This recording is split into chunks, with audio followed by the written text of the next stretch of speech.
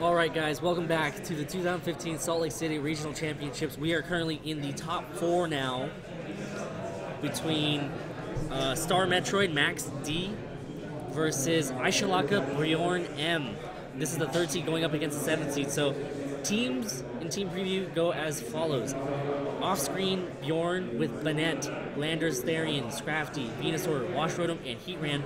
Max going to be running Salamence, Aegislash, Ludicolo, Politoed, Thundurus Incarnate, and Terrakion. So looking at Max's team first, it should seem familiar to any of you who watched the stream last week. Really similar to what Mark Crawdont used. Then looking at Bjorn's team, that Bennett definitely is possibly the Mega. Venusaur likely also has a Mega Stone. Also is somewhat reminiscent of teams Wolfie's used.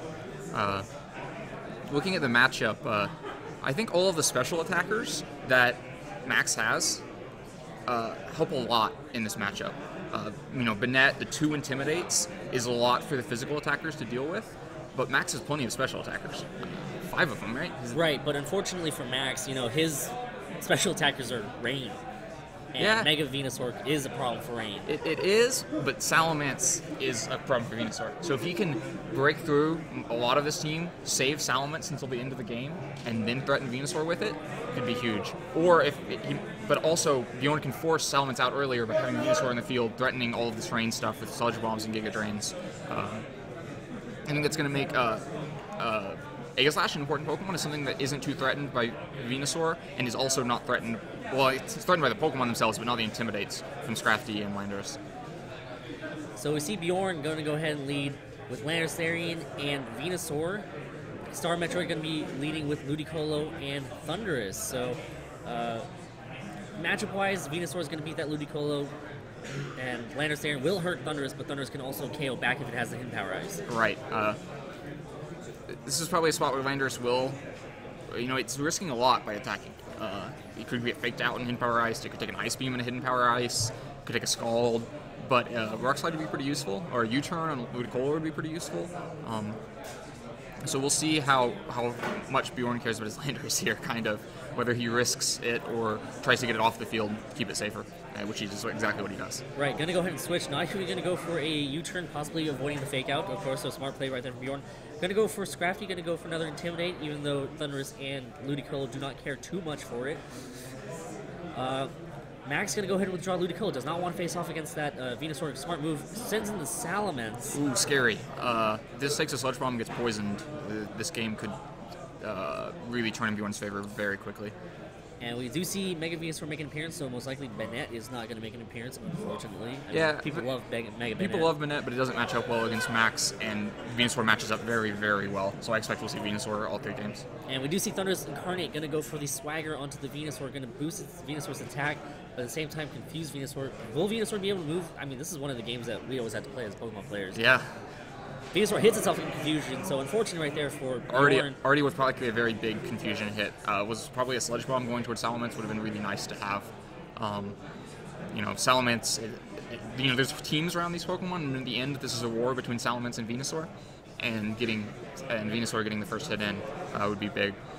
Now it's confused, might need to leave the field. Probably does, threatened by a Salamence. Doesn't even feel protected safe when you're confused.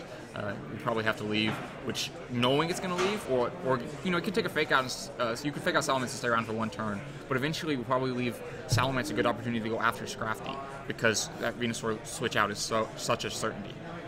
Yeah, and one of the important things to note, during the switching, Landers was faster, so it switched out before, and Salamence pretty much came in for free.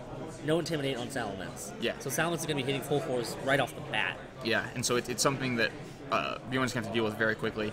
Get some more Intimidates on it with Landers, hopefully, but does fake it out turn 1, like you'd expect. Or first turn of it being on the field. Thunder's going to go ahead and go for the Thunder Wave on the Venusaur. Going to try to prevent it from moving at all, either through paralysis or confusion. Salamence flinch, cannot move. Venusaur confused, has to bypass 2 checks. Going to go for the Sludge Bomb, bypasses it, and targets down that Thundurus Incarnate. Going to do a good amount of damage. No poison, fortunately, for Max. I guess he expected to protect from Salamence. I mean, that fake out was, again, such a sure thing towards Salamence that he may have expected Max to not allow it to happen. So he could have had a Sludge Bomb on Salamence there. Instead, gets it on Thundurus, where it's much less valuable. now I do think Venusaur needs to leave the field.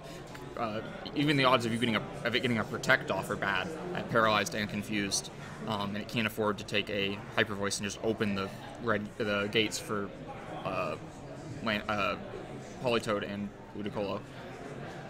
Yeah, I mean, Salamence gets to pick which one it wants to go after. Switching wise, Landorus Aaron could come in to possibly intimidate, but it was still going to take a chunk from whatever Salamence is going to dish out at it.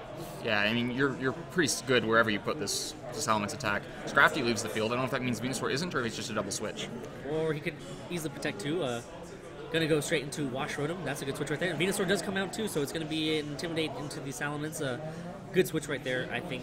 Yeah, because like I was talking about, it was a good play to put a return onto the Scrafty spot because you expected Venusaur to leave. It instead is the resistance, and I will see where this double edge goes, but it's not going to do as much as otherwise it would have to anything. Goes on to Landorus, and that is a good call right there from Star Metroid. Unfortunate that Bjorn couldn't guess right where to switch that Wash Rotom. That would have been... Well, and it would have taken a Thunderbolt if it had switched into the other spot. Rotom would have been at low health instead of Landorus. I don't know which Bjorn would rather have, but either spot or either thing that came into that spot that Landorus ended up in was going to take a significant amount of damage. Yeah. Right now, Salamence can continue to put pressure on that Landorus there, and Wash Rotom, of course, can also fire off Will-O-Wisps onto the Mega Salamence as well, but Thundurus can easily taunt or just go for an attack. Yeah, if I was Max, I would try to get Salamence off the field again. Bring it back in when it can threaten Venusaur, but it's so important to you for threatening Venusaur that I wouldn't use it at -1 attack just to Landorus and risk taking a Will-O-Wisp or something. Save it for when you need it, because you will need it in this game. Salamence going to go ahead and protect itself this turn. Doesn't want to get off the field, doesn't want to give up that momentum just yet. Thundurus going to go ahead and go for the Swagger, going to target down that Wash Rotom. Gonna confuse it. Wash Rotom, of course, prone to being swaggered. Yeah. Rotom now. Landorus gonna go for the Rock Slide, gonna target down the Thundurus as Salamence is gonna protect itself. Thundurus will survive it and activate the Citrus Berry to bring it back to a good amount of health, a healthy amount of health. Mm-hmm. Probably not another Rock Slide KO range though. As Wash Rotom is gonna hit itself in confusion. Unfortunate right there. Depending on what Bjorn was going to do, most likely target down that Thundurus, I think. Yeah. And then now probably Salamence leaves the field. It's a little safer to stay in because the Rotom is confused, but I still think Salamence is so valuable. You protect it at all costs, even if that means your Thundurus getting knocked out because you take a Rock Slide here.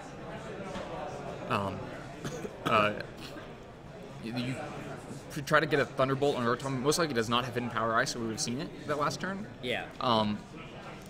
Also, we've already seen T-Wave, and so it does stay in. So we see Salamence moves before Landorus Aaron. That's going to signify that Landorus Aaron is not Choice Scarfed.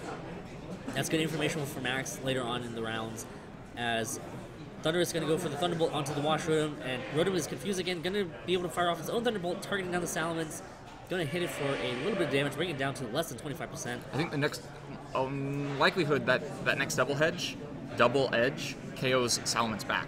If it hits something like Venusaur or Scrafty that does a lot of damage to, right, it will get return KO. This is what I was talking about, where if Salamence goes down, even if it picks up like a knockout on Scrafty and a knockout on Landorus, it won't matter if you can't break the Venusaur. Right, now is a good time to switch out that Salamence. Yeah, he's got to preserve that health. I mean, he lost a lot of that health last turn. He doesn't have much else to lose, so I think he needs to save it until he can try to force a 1-on-1 between, or 2-on-1 of his Pokemon versus the one Venusaur. Because otherwise he'll knock himself out with Double Edge. Yeah. He has Ludicolo still in the back. Ludicolo probably wouldn't mind facing off against Wash Rotom. Probably also wouldn't mind facing off against Scrafty either. Yeah, I think Ludicolo is a safe thing to come in now because it won't probably have that many chances to be useful in this game, and so you might as well use this one that you have. Oh, I'm such a downer about the Ludicolo. And we do see Ludicolo come in. Going to be able to eat up anything that Wash Rotom and that Scrafty will be able to throw at it. Thunder's going to go for a Thunder Wave onto the Scrafty, going to slow it down even more. So Lumberry activates. It's good information. Yeah. I don't think Max has any Will-O-Wisps that Lum would be normally intended for, or Spores, so it won't really matter that much. He just knows not to try to T-Wave it again. Right, and Wash Rotom goes for the Thunderbolt on the Thunders, but doubling up into it Yeah, Gonna be able to pick up the knockout. Predicted the switch out from the -2 attack Salamence, and I still think it's a good switch out. Even it being totally predicted, it's not worth the risk to leave it in. Now, absolutely now not. we need to see what Max's last other Pokemon is. Politoed, Terrakion, maybe.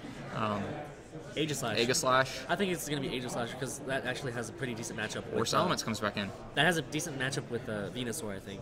Yeah. Yeah, that's another way he could deal with Venusaur is if he can get down to the two of them. He does have to watch out for Leech Seed in that case. But the Venusaur is paralyzed. I'm not sure if it's sub Aegislash, it's in a great spot. So maybe that means he can't afford to try to just hit the Scrafty with if it's no Protect Scrafty, only Venusaur or Scrafty can hit by a double edge that aims there. So and nothing could stop it. And so that would be a good way to really deal with something this turn and then move on with the game. I'd still definitely prefer to see Salamence preserve itself because it's so important for it to try to knock out that Venusaur, in my opinion. Yeah, but I do think that probably means it's Aegislash. The fact he's confident enough to bring it in here. Probably trying to find out if this has Protect.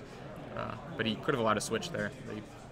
And Washroom is going to go for Thunderbolt, trying to go into the Salamence, as Ludicolo is going to go for the Gauge Ring, most likely going to be able to pick up the knockout, does pick up the knockout. Where is Scrafty going to go with this attack? Probably going to go for a knockoff, I think, onto that Ludicolo slot. Does go for the knockoff onto... No. Oh, Salamence had to go for the knockout on Salamence, I think.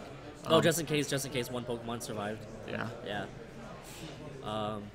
Venusaur now comes in, and Salamence is at neutral attack, so I think the Double Edge might be able to knock out this Venusaur right here. Yeah, I think Double Edge has its choice of knockouts. Venusaur's Protect, Scrafty might not. I think I would take the Scrafty KO if you have Aegislash. If you have Terrakion or Politoed, definitely take the Venusaur knockout. Venusaur going to protect itself this turn. Is Salamence going to go for the Double Edge into the Scrafty? Does go for the Double Edge into the and Scrafty. I think that absolutely signals Aegislash, which should win the game for Max. So good call right there from Star Metroid, picking up the knockout on Scrafty. Ludicolo's move is going to be a wash since Venusaur protected itself this turn anyways. Going for the Skull here. Interesting to decide on the Skull. As Max does go for the Aegislash, and Aegislash, as long as it can set up a substitute, it can win. Yeah, even if it doesn't have sub, it will take a Leech Seed, but meanwhile Ludicolo will be chipping back damage out of it. If he can get it burnt with Scald, or I guess it's already paralyzed, but if it can get some decent damage on there, even if it allows a Leech Seed, taking a Shadow Ball and an Ice Beam before even starting to Leech Seed is rough.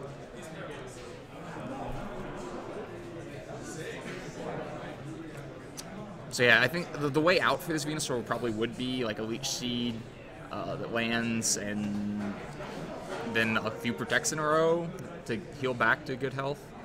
Critical hit Ice Beams aren't a good way to start. And Aegislash now going to go on the offensive, going to go for a Shadow Ball targeting down that Venusaur. How much damage is this going to do? Brings it all the way down to about 30%. Venusaur's paralyzed, cannot move, and that seals the deal for this game one here. I think that was it, trying to attempt to Leech Seed, but you can see how much damage the Venusaur took, how many Protects it would need to get before it could take another Ice Beam and Shadow Ball. Yeah, it wasn't much chance for Bjorn. Max kind of proved me wrong there. I said that he needed to save Venusaur, couldn't use it. Save Salamence. That if he used it to KO Landers and Scrafty, that wouldn't be good. Did exactly that and won because Aegislash is in the back. Oh, man. But yeah. Why are you up here right now? Having that other option to get past the Venusaur, like we talked about in Team Preview, of the Aegislash is going to help.